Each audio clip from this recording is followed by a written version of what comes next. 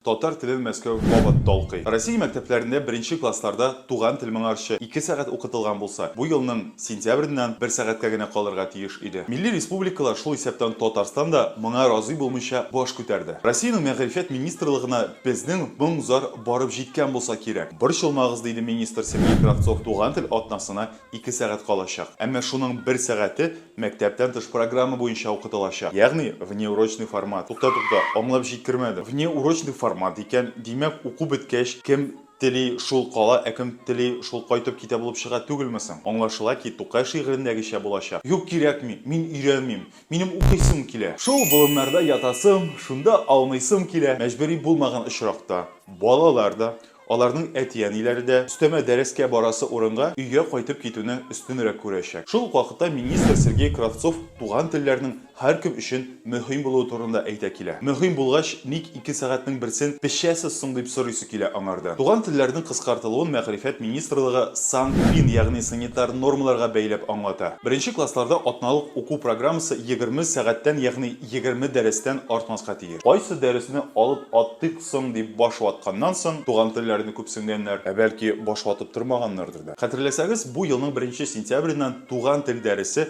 Россия халыклары телләре дип үзгәртелергә тиеш иде. Татарстан моңа кискен каршы чыкты. Почему это делаем?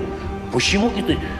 Это же богатство, когда многонациональная Россия, почти 200 разных наций, это богатство, их надо сохранять. Ахыр чиктә мәгърифәт министрлыгы ярый туган тел дигән вариант калсын дип указга төзәтмә кертте. Татарстанның мәгариф министры Илсур Хадиуллин беренче классларда татар телен кыскарту мәсьәләсен уңай хәл итәргә тырышып карарбыз дигән иде. Бу мәсьәләдә ил күләмендә кабат якутлар үз сүзен ишеттереп, Россия президенты Владимир Путинга кадәр барып җитте. Якутиянең халык язучысы һәм ИТИЛ, ягъни Туган теле республика иҗтимагый хәрәкәте рәисе Наталья Михалева САЯ җәмәгатьчелек исеменнән ил башына мөрәҗәгать белән чыккан. Башлангыч классларда туган телне кыскартмасыннар дип. Кайсы татар язучысы күтәрелеп Владимир Владимировичка хат яза алыр иде дип уйлыйсыз? Менә мин дә белмим. Якутлар һәр өлкәдә алдынгы сызыкта. Киноны да шәп төшерәләр. СААК дигән милли бәйрәмне дә зурлап, шоуга әйләндермичә матур итеп оештыра беләләр. Ил башында да хат язарга куркып тормыйлар. Якут кардәшләребезгә мондый кыюлык өчен